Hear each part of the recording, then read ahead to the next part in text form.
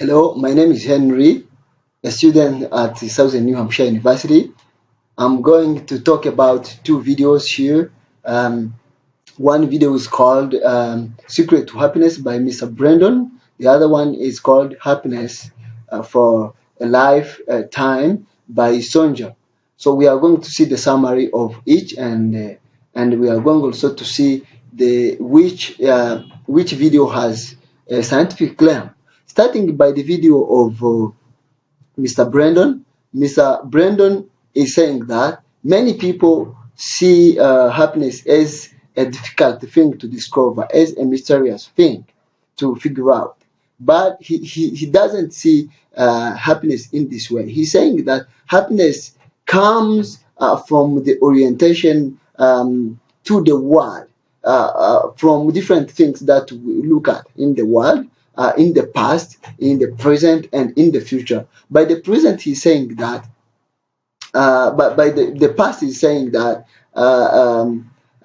we encountered with different things, challenges, sufferings, and struggles. So we couldn't change anything.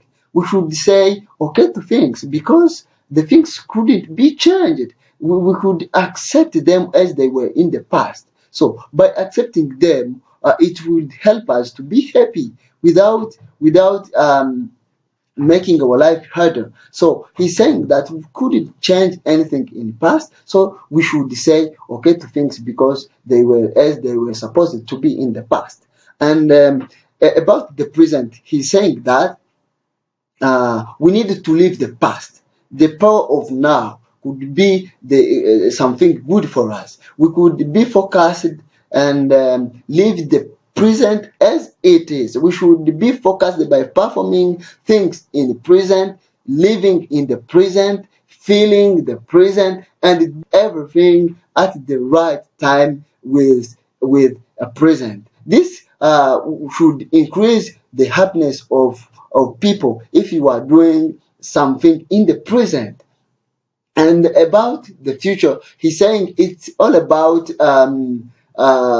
anticipating what the future will bring tomorrow. We needed to anticipate that the future holds something very interesting to our lives. We needed to understand that future is good, even if we can see that future is scary, is with darkness, is something complicated. We are not sure if we will survive tomorrow, but we need to understand that there is something good which is coming from tomorrow. We need to understand that tomorrow is better for us. This, if you understand this, it will help us to increase our happiness without having any fear, without being scared by what future holds.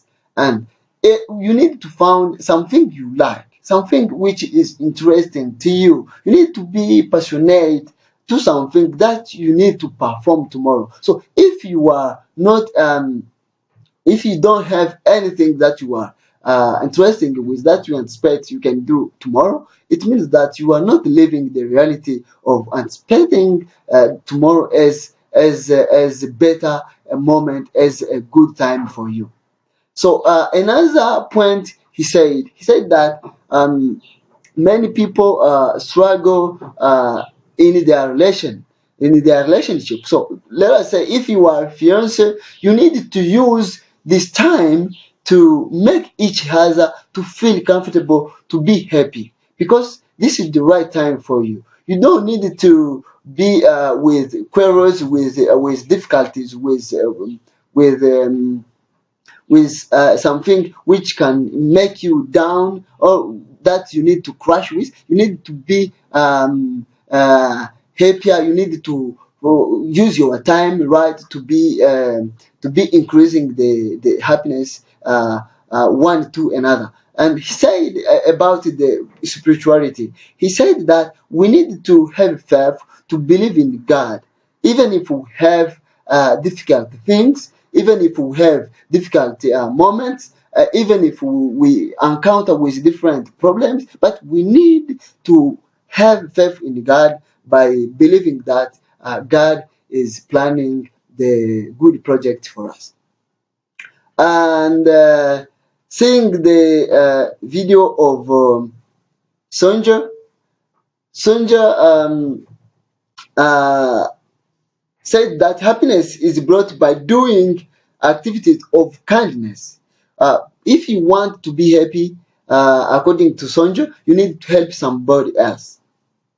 He said that she gave an example of related to this topic. She gave an example of Chinese proverb, and she said that if you want happiness for just 1 hour, you need to take a nap. It means you need to sleep a little bit. And if you want happiness happiness for a day, you need to go to fish. If you want a happiness for a month, you need to get married.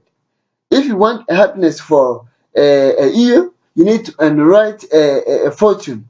If you want happiness for a lifetime, you need to help somebody else. In this proverb, the first two things, which are going to fish and taking a nap, are very simple. This cannot increase your happiness because they are very, very simple in this context. You can see if you sleep, you can't be happy all the time. If you go to fish, you can't be happy at the time. You can enjoy those moments. Maybe when you are sleeping, you can enjoy. When you are out to fish, you can enjoy. But it can't increase your happiness. And if you get married, you can be happy forever, but this not is it cannot increase you on a higher level of happiness. But the last point, which is helping somebody else, this is a good point.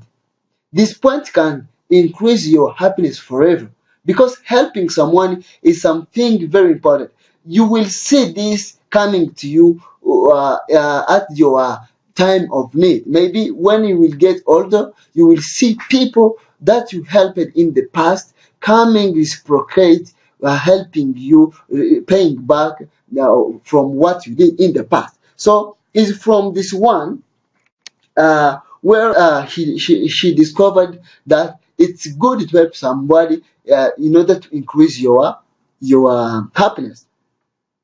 From this point, from this proverb, um, she proposed to students to go out performing 5 activities, charitable activities, in a period of 6 weeks, and to see how these activities can impact the community, even those students who were performing them, to see how they can increase their happiness. So students went out and they have performed in different days, in different times, and after performing these activities, they come and report that the level of happiness has increased in different people, and even them they were happy to see how they were helping people and how people were happy to see that students are performing those charitable activities. Is from this point that I can say that this video of Miss Sonja has that we call scientific claim because they did a study. They went out and meet with different people, trying to perform those activities, trying to see how these activities can impact them. So, and then they have evaluated these activities,